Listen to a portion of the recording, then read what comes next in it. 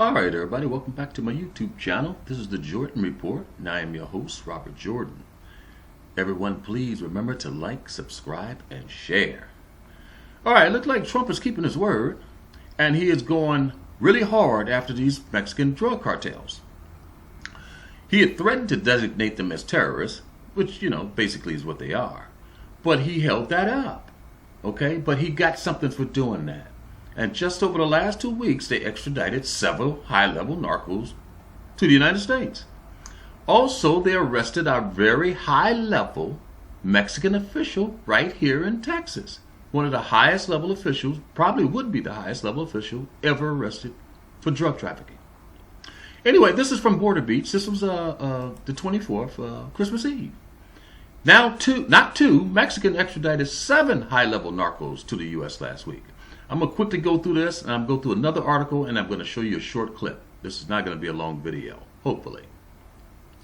Anyway, Mexican authorities indicated that the delivery took place last week when Ishmael Zambada Imperial El Maida Gordo, son of the Lord Ishmael El Mayo Zambada, leader of the Sinaloa cartel, was handed over to the U.S. authorities.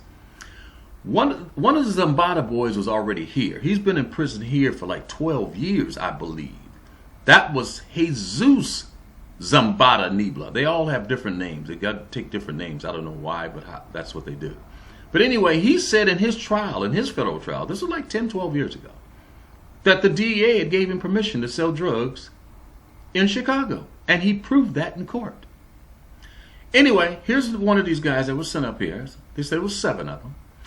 This is Gustavo Rivera Martinez, was a close enforcer of the Ariela Felix brothers and in charge of the cartel's finances, as well as being one of the chief hitmen of the Tijuana cartel. Okay? Here's another one of these guys. And by the way, all these guys are already in Mexican prison. They were already being held down there. But Trump had them turn them over to him. Anyway, here's Mario Nunez Meza. He was arrested in 2013. He was close to El Chapo Guzman. He is linked to the murder of 350 people in Durango. These people later found in clandestine mass graves across the state. These are terrible people. These are bad people. This is Francisco Javier Hernandez Garcia. He was arrested in Sinaloa after the arrest of Capo Hector Beltran Leyva. He was high-ranking Beltran Leyva cartel figure. The 2000 was investigated since 2005 by the disappearance of the journalist Alfredo Jimenez. These are translated sometimes, so that's why you get these overlays, because it's translated from Spanish. But anyway, I'm going to show you the next article, and then I'm going to show you a quick clip. Here's the official that was arrested here in Texas. Captured in Dallas, ex-Mexican official accused of taking cartel cash won't fight transfer to New York. Federal prosecutors said Genaro Garcia Luna took millions in bribes from the Sinaloa cartel while he was Secretary of Public Security. That's the equivalent of their FBI up there. This guy was a top high-level official. He was a right-hand man to the President Calderon. He was probably Calderon's bag man. We'll find out soon, because he'll have a lot to say. A former top Mexican government official accused of taking bribes to protect a notorious drug cartel will be held without bail and transferred to New York to await trial after he waived a hearing in Dallas on Tuesday. Genaro Garcia Luna was arrested last week in Dallas after a federal grand jury in New York indicted him on 4 counts, including being part of an international cocaine distribution conspiracy. Garcia, the former Secretary of Public Security in Mexico, will be held in Texas until his transfer to New York. It was unclear when the transfer would take place. Prosecutors say Garcia Luna took millions of dollars in bribes from the Sinaloa cartel while he was a public official in Mexico. Garcia Luna's assistants allowed the cartel to conduct criminal activity without scrutiny from the Mexican law enforcement and to import multi-ton quantities of cocaine and other drugs into the United States.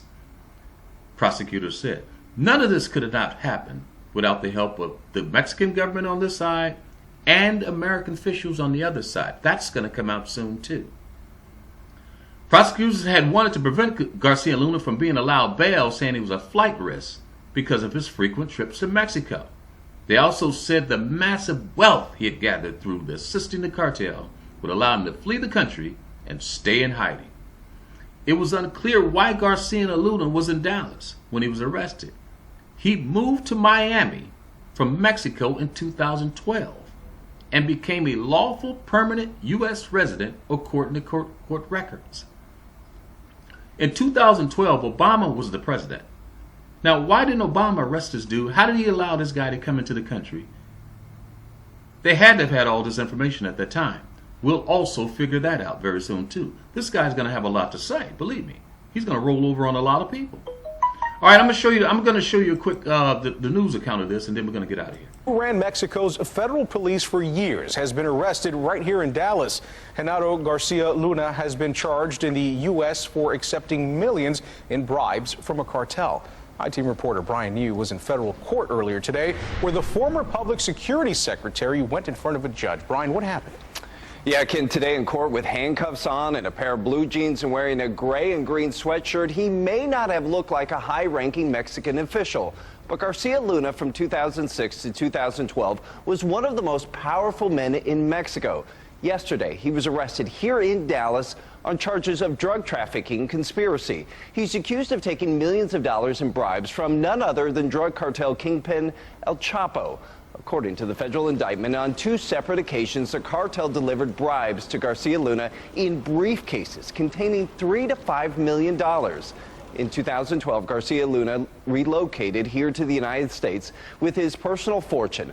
The charges in this case come from the U.S. Attorney's Office in New York, but before the case likely moves back to New York, Garcia Luna will make at least one other appearance here in Dallas next week for his detention hearing. Ken? All right, Brian, we'll keep an eye on that one. Thank you very much. All right, guys. Listen, Trump is not playing. Trump is very serious. This is the most significant thing that has ever happened in the drug war since I've been watching. It's been well over 3 decades. This is the first president that is actually trying to do something.